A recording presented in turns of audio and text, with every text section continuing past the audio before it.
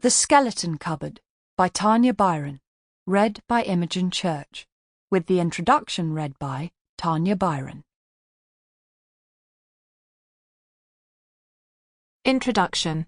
My grandmother's frontal lobes. Frontal lobe, noun. Plural, frontal lobes. 1. Each of the paired lobes of the brain lying immediately behind the forehead, including areas concerned with behaviour, learning, personality, and voluntary movement. 2. A region of the brain that influences higher mental functions, often associated with intelligence, such as the ability to foresee the consequences of actions, planning, comprehension, and mood. I first became fascinated by the frontal lobes of the human brain when I saw my grandmother's sprayed across the skirting board of her dark and cluttered house. I was 15. A young woman, 8 months pregnant, I discovered much later, and a heroin addict, had battered her about the head with an iron fire poker. She was an ex-tenant of my grandmother's.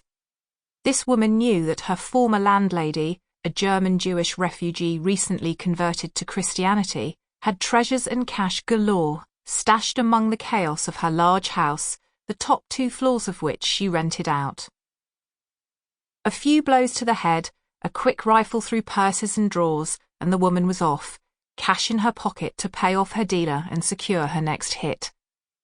My grandmother lay on the carpet of her front room, bleeding from a large head wound. I don't know whether she was conscious or not. I do know exactly how she died. By slowly asphyxiating, choking to death on her own blood. Asphyxiation. That was the problem, of course. If only she'd died instantly from the head trauma, the crime would have been treated as murder. If only she hadn't been a stubborn, willful woman, a woman who had fled Nazi Germany pregnant with my father, a woman who had lost many of her family in concentration camps, a woman who never took anything lying down, except when she was beaten with an iron fire poker. There she lay, refusing to die, until she choked on her blood. The woman who had beaten her was sentenced to only 3 years for manslaughter with diminished responsibility. She had her baby in prison, and was out within 18 months. Okay, to be honest, I'm not entirely sure that my grandmother's brains were on the skirting board when I went into her house that day at the age of 15. Is that a direct memory or something I told myself later on?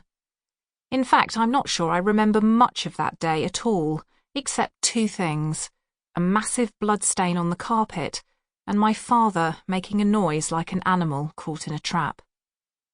In that moment, I became the rational coper. My darling father howled, but I just shut down and began to try and understand how and why. Had she died in pain? Did she know she was dying before she died? What had compelled her murderer to smash her head in? Had the woman planned it? Did she want to kill my grandmother or merely maim her so she could plunder? All these questions about the shit end of life at a time when I should have been unthinkingly hedonistic.